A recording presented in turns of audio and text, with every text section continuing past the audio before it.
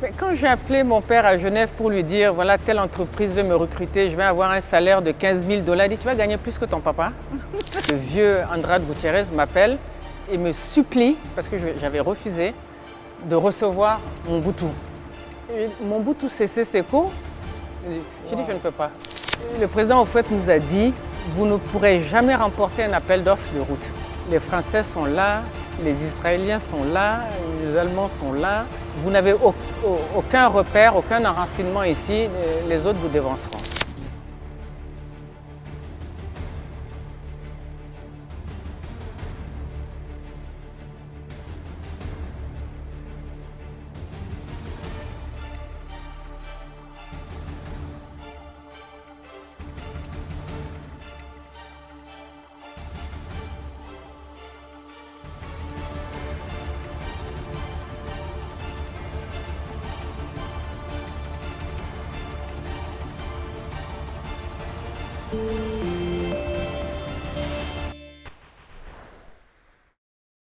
Vous êtes chef d'entreprise, cadre ou jeune entrepreneur?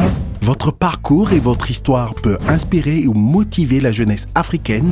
Participez à votre émission Leitmotiv sur 2STV et partagez votre expérience avec ceux qui en ont besoin. Infoline 78 245 57 72. Leitmotiv. Nous avons tous besoin d'une source d'inspiration.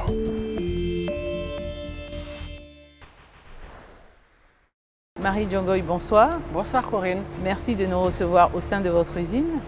Alors, comme on le disait dans la première partie, vous arrivez définitivement en Côte d'Ivoire, vous vous installez pour justement vous occuper de ce fameux projet soja. Racontez-nous un peu comment débute votre aventure donc, en Côte d'Ivoire.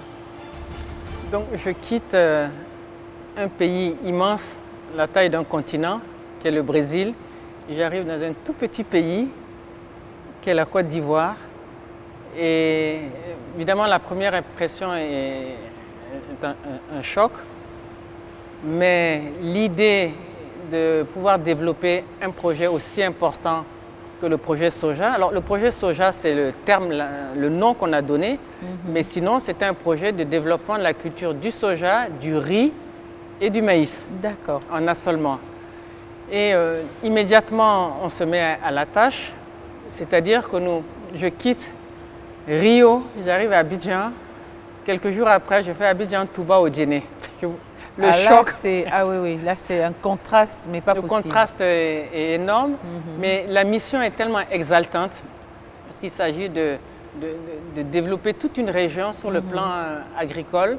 Et il y avait dans ce projet soja le pendant industriel parce qu'une fois qu'on a produit du soja, qu'est-ce qu'on en fait? Donc, et c'est là qu'arrive la partie transformation industrielle. Oui. Alors racontez-nous un peu tout ça brièvement parce que c'est vrai que ça doit être très long et très exaltant. Oui, il y a effectivement beaucoup de choses à dire, mais grosso modo, il y a toute la partie organisation du projet qui se fait avec la BAD et la relation n'est pas toujours simple entre l'exécuteur du projet et celui qui finance. Bien évidemment. Et il y a toute cette partie d'installation des paysans, de la sélection des paysans, leur installation sur le site. Il y a toute cette partie technique de défrichage des terres parce qu'il faut créer des terres arables. Donc toute partie technique, sociale, financière. On ne dort pas. Nous sommes super motivés.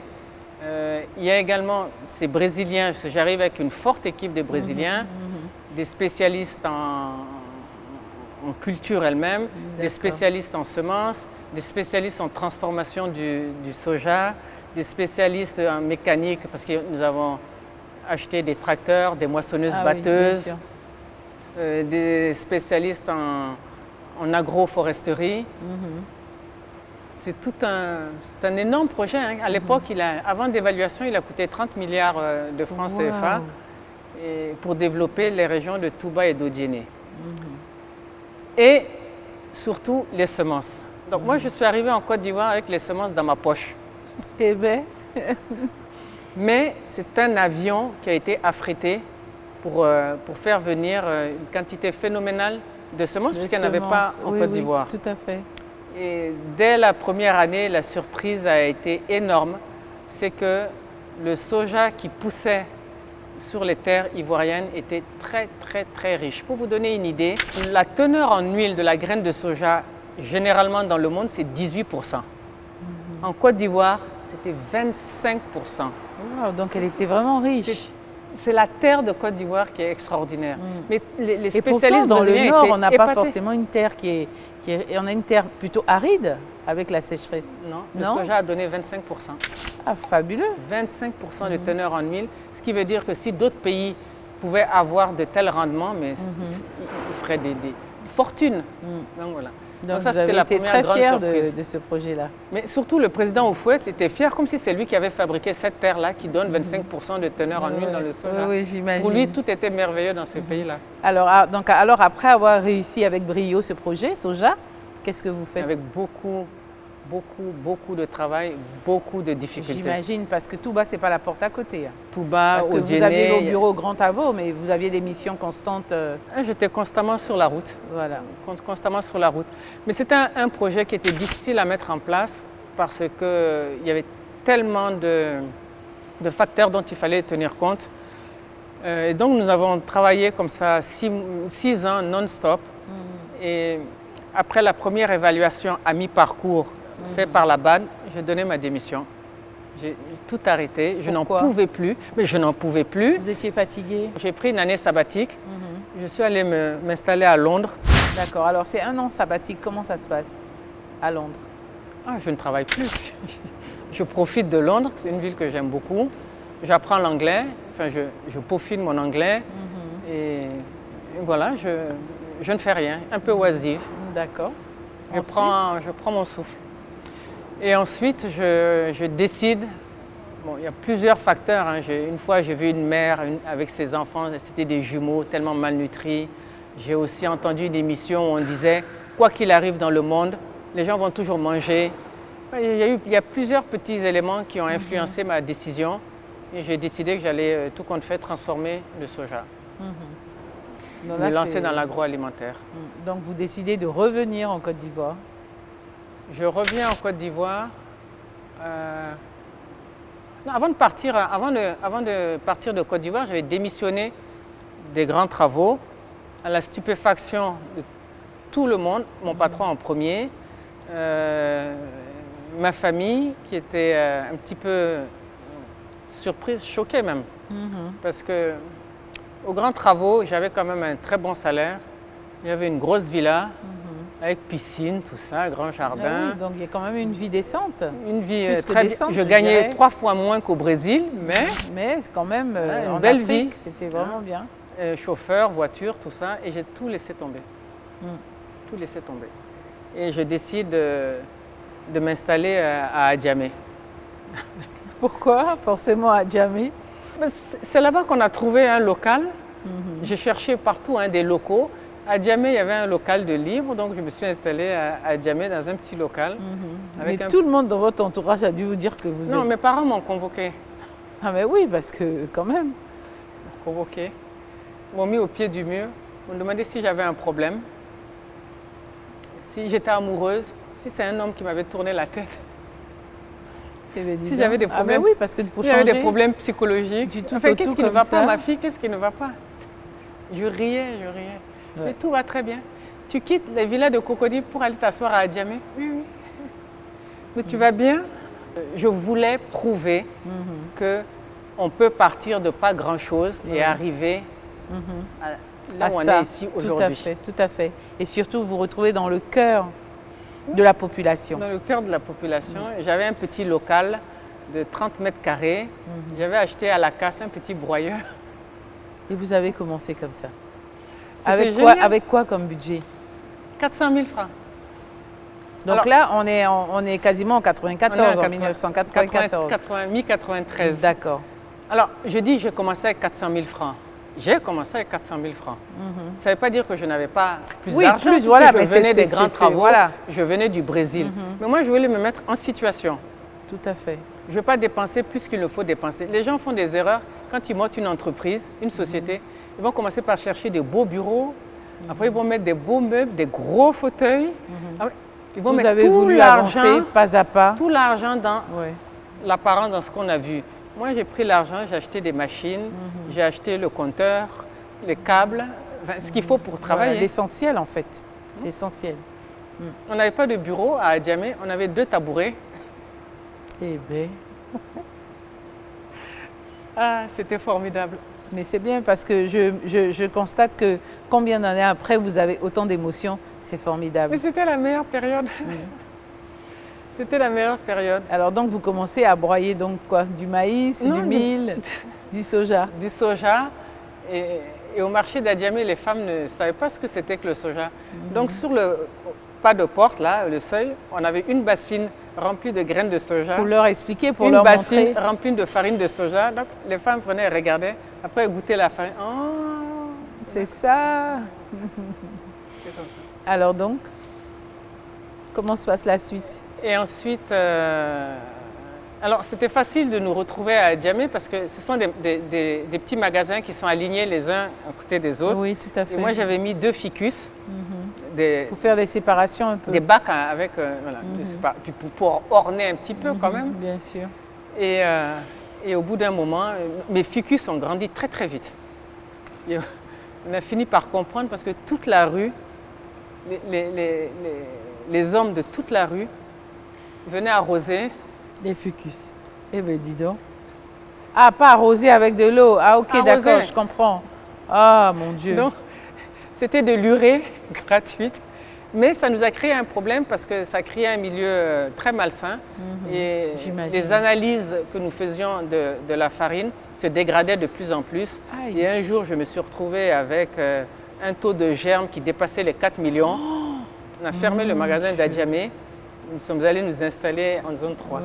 Le déménagement s'est accompagné quand même de la signature d'un contrat de prêt, de financement avec ce qui s'appelait à l'époque la Caisse française de développement. D'accord. Nous avons souscrit à un prêt à IPB. Donc la Caisse française de développement finançait pour 40 millions. Nous apportions le complément et c'est avec ça que nous avons déménagé en zone 3. Nous avons quitté 35 mètres carrés à Adjamé, 200 mètres carrés de l'autre côté. Nous sommes passés des farines crues de soja à des farines cuites de soja. Donc nous avons évolué dans la technicité. Et pour pouvoir faire nos farines cuites de soja, cette fois-ci, nous sommes allés à la casse. D'ailleurs, nous étions les rois des arrière-cours d'usines. Toutes les grosses usines, elles jettent toujours du matériel. Il y a toujours du matériel dans la cour. Donc nous avons acheté un toaster à café et comme la graine de soja a à peu près la même taille que le grain de café, nous avons toasté la graine de soja pour en faire une farine cuite de soja que nous vendions au boulanger. Ah, d'accord. Voilà. Ok. Madame Konaté, je vous propose de revenir sur votre parcours juste après la pub.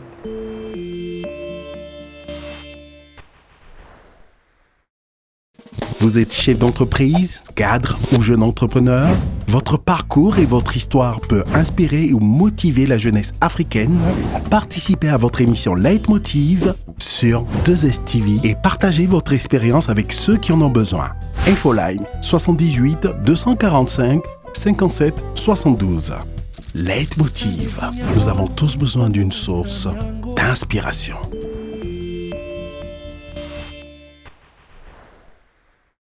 De retour avec notre invitée Marie Djangoy Konaté, fondatrice de PKL, une entreprise spécialisée dans l'agroalimentaire. Alors Marie Djangoy, d'Adjamé, vous arrivez en zone 3. En zone 3, je vois que les choses se passent très très vite parce que vous commencez à acheter encore du matériel, à agrandir. Mais ça va tellement vite que finalement, vous n'y restez pas longtemps. Racontez-nous comment ça se passe parce que vous déménagez peut-être un an après, 1 an et demi. 1 an et demi, non, je ne reste pas longtemps en zone 3 parce que là encore, il y a eu un coup du sort, un coup de hasard. Je me rendais de temps en temps à Touba et à Odjéné pour voir les anciens amis. Et je m'arrête à Mans pour prendre de l'essence. Et je vois à la station d'essence des quantités énormes de sacs de farine. Alors, je m'y intéresse et je me rends compte qu'il est écrit dessus CSB, Corn Soy Blend. C'était un mélange de maïs-soja. Ça venait des États-Unis, donc 5000 km plus loin. Franchement. Ça venait des États-Unis. Les sacs bougeaient tellement ils étaient pleins de charançon. Et c'était de l'aide alimentaire qui était destinée aux réfugiés du Libéria, parce qu'il y avait la guerre au Libéria. Oui. Donc nous sommes à Mans, à 110 km de Touba, où on fait du maïs et du soja. Et du soja. Et on a des sacs, Oui, mais c'était des pas quantités normal. incroyables de CSB qui viennent des États-Unis et en très mauvais état pour donner ça à des Libériens malheureux. En plus, ils ont la guerre, ils ont dû... J'ai été choquée. Donc, je commence à m'intéresser au milieu de l'aide humanitaire. J'ai fait toutes les ONG du coin et je me rends compte que le programme alimentaire mondial et toutes ces ONG, Action contre la faim, Médecins sans frontières, tous importent des produits pour venir assister les Africains. Et ça déclenche dans mon esprit une révolte. Et je dis, mais est-ce que vous vous rendez compte que tout est fabriqué du soja et du maïs à 100 km de là? C'est pas normal. C'est pas normal, etc. Et je rentre dans un milieu où ils travaillent en circuit fermé. Nous sommes des incapables, donc c'est normal qu'on vienne nous apporter de la nourriture. Et là, je décide de conquérir le marché de l'aide alimentaire. Parce que c'est une aberration pour moi qui venais du Brésil, où les Brésiliens produisent ce qu'ils consomment, je rappelle toujours. Oui. Donc ça a été le choc total. Un choc terrible. Et j'ai l'écoute de Action contre la faim, heureusement. Et de fil en aiguille, on leur impose à ces ONG de publier des appels d'offres que le gouvernement ne leur imposait pas à l'époque, de publier des appels d'offres pour qu'on puisse participer et soumissionner et éventuellement l'emporter. Et je remporte l'appel d'offres. Waouh! C'est là que j'ai commencé à attraper ma tête. Je n'ai pas de machine. Ah là, il fallait faire très vite là. J'avais presque rien, j'avais rien. J'étais en zone 3. Oui. Et donc là, c'est la course, trouver des financements. Trouver des machines. Le financement d'abord, puis trouver les machines et déménager ici, en zone industrielle de Vridi. Et avec à l'esprit, si j'arrive à produire un mélange maïs-soja enrichi aux vitamines et sels minéraux, que je livre ça à l'Union européenne, qui distribue ces produits à toute une population, et que personne ne meurt, c'est que je peux faire mes farines infantiles. Tout à fait, tout à fait. Je me sentais désormais autorisée, en tant qu'ingénieur architecte, à mettre sur le marché un produit de grande consommation à base de produits agricoles ivoiriens. Et c'est comme ça que ça a commencé. Et c'est comme ça que ça a commencé. Donc j'ai livré à l'Union européenne 580 tonnes en 96. Non, 980. Mon premier contrat, c'était 900 tonnes. Quand même 980 tonnes. Ah, c'est pas négligeable, oui. Oui, on n'avait rien. Et Mais comme on est culotté, le deuxième, 596. Et après ça, avec des résultats d'analyse excellents qui venaient de Bruxelles, je me suis dit, bon, moi, aujourd'hui, je me sens autorisé moralement, techniquement, à mettre sur le marché une farine pour bébé fortifiée. Mais justement, nous savons que les multinationales sont très souvent en position dominante sur le secteur agroalimentaire. Quelles ont été les stratégies de votre entreprise, donc justement quand vous débutez ici, pour arracher autant de parts de marché et devenir même un concurrent direct dans la sous-région? Alors, là aussi, je vais le dire comme ça, c'était pas si compliqué que ça. Et pour tous ceux qui écoutent ce programme, mettez de côté vos complexes. Moi, j'adore ça chez vous parce que jamais c'est compliqué. Non, c'est pas compliqué. Regardez, je vous expose la situation. Vous avez des farines pour bébés dont les marques sont très connues depuis 50 ans, que tout le monde connaît, très chères. Vous aviez à l'époque les farines qu'on achète au marché à la COP avec une qualité d'hygiène plus ou moins bonne, ça dépend de qui fabrique. Au milieu, il n'y avait personne. Donc il fallait justement trouver ce... Il y avait le produit importé très cher, le produit artisanal ou ce que la mère fait à la maison. Entre les deux là. Ouais. Donc qu'est-ce que fait un Ivoirien moyen? Il se débrouille pour avoir de l'argent pour acheter le produit importé, ou bien il demande à sa femme qui ne voudra pas repartir au marché. Donc vous vous êtes Est-ce que c'est situé au compliqué? milieu. Non, du tout, effectivement. J'avais un Vu comme ça, Mais c'est c'est vrai que c'est pas être vu compliqué. autrement. Oui, oui. Donc j'avais un boulevard. Et beaucoup de choses ici sont comme ça. On pense que parce qu'il y a une multinationale qui le fait, donc on ne peut pas faire. Oui. Cette multinationale, un jour, est une petite entreprise. Ou bien on pense que parce que tel produit n'existe pas en Côte d'Ivoire, il faut l'importer, donc on ne peut pas faire. Alors j'imagine que ce n'est pas facile d'avoir un tel niveau de responsabilité, encore moins en tant que femme. Comment arrivez-vous à combiner votre vie de femme au foyer et votre vie de chef d'entreprise? Tout est possible. Voilà.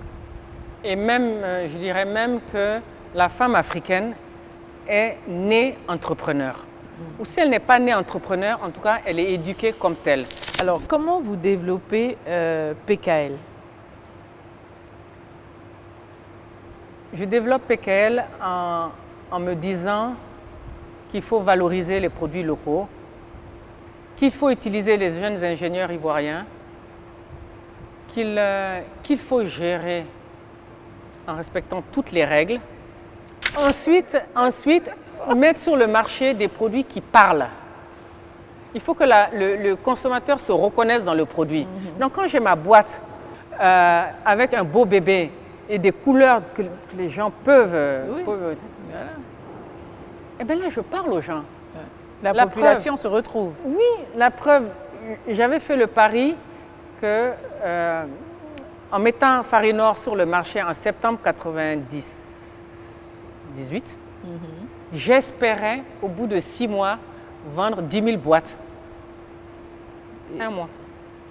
Eh bien, parce que le bébé là a attiré les gens. Il a attiré du monde. Les gens. Mais oui, c'est important. Il fait sourire et tout. C'est important. Marie Diongoye, nous sommes presque à la fin de cette belle émission que j'ai trouvée superbe et je suppose que nos téléspectateurs aussi. Quelles sont plutôt vos perspectives d'avenir? Devenir la première entreprise agroalimentaire en Afrique de l'Ouest, au moins. Donc développer l'entreprise, varier les produits. J'aimerais que tous les matins, sur chaque table d'un Ivoirien, il y ait un produit de PKL. Et je pense que vous allez y arriver parce que vous êtes une vraie combattante, depuis l'enfance d'ailleurs. Vous l'avez dans l'âme de vos parents. Je pense qu'ils vous ont transmis ça depuis l'enfance. En tout cas, nous, Leitmotiv, nous vous souhaitons vraiment le meilleur. Merci Corinne. Alors, si vous aviez, Marie Diongoye, des conseils à donner à tous ces jeunes filles ou ces jeunes garçons qui rêveraient d'entamer la même carrière que vous dans le même domaine, qu'est-ce que vous leur diriez? J'ai l'habitude de dire aux jeunes qu'il vaut mieux, aujourd'hui, à l'époque que l'on vit, il vaut mieux être chef d'entreprise que chef de cabinet. Donc déjà, si vous avez l'âme d'une personne indépendante, suivez votre intuition, testez votre intuition en étudiant. Aujourd'hui, on peut tout apprendre. Suivez votre intuition, montez votre projet et travaillez, remettez-le en question tous les jours. Travaillez. C'est-à-dire, on ne monte pas un projet puis on le confie comme ça à quelqu'un. Il faut l'améliorer, il faut travailler. Il faut l'améliorer, il faut travailler. Si vous êtes une femme, qu'en plein projet, vous tombez amoureux de quelqu'un qui vous dit « laisse ça, viens avec moi », à vous de voir. Mais je pense qu'on peut faire les deux. Tout à fait, bien sûr. On peut faire les deux. Quand on a un enfant, c'est plus compliqué. Hein. Au début, moi, mon fils était petit, j'avais bien levé le pied, puis je suis reparti après. Mais ça veut dire que vous vous organisez derrière. Mais entreprenez. Il y a beaucoup de choses à faire en Afrique. Moi, tous les jours, je vois un projet. Tous les jours, j'ai envie de faire un nouveau projet. L'Afrique nous appartient. C'est pour nous. Chez nous, pays là, c'est pour nous. Ça, oui. On peut tout faire. On peut tout faire. Ne jetant pas la pierre à qui que ce soit. Ah, les Blancs ne veulent pas. Ah, ceci ne veut pas. Non, c'est toi. Si nous, on veut. Si toi, tu veux, tu peux le faire. Tu n'as pas d'argent, contourne le problème. Tu n'as pas assez de connaissances, va étudier. Et la corruption, non. Et on peut faire sans la corruption. Tout à fait. Je pense qu'on y arrivera de toutes les façons. En tout cas, c'est ce que j'ai fait moi. Et vous êtes là. Je suis là. J'en bave. Et vous continuez d'exister. Oui. Et vous continuez d'avancer. Grâce à Dieu. Je pense que tout est possible. Grâce à Dieu. Marie Diongoye Konaté, merci. Merci infiniment d'avoir partagé votre histoire et votre parcours avec nos téléspectateurs. Encore une fois, félicitations pour tout ce que vous avez accompli, même si je suis sûre qu'il vous reste encore beaucoup de challenges à relever. Mesdames et messieurs, c'est ici que s'achève cette belle émission. Je vous donne rendez-vous la semaine prochaine, même chaîne, même heure, pour un nouveau numéro de Leitmotiv. Et d'ici là, que Dieu vous garde. Action. On se comprend. On se comprend.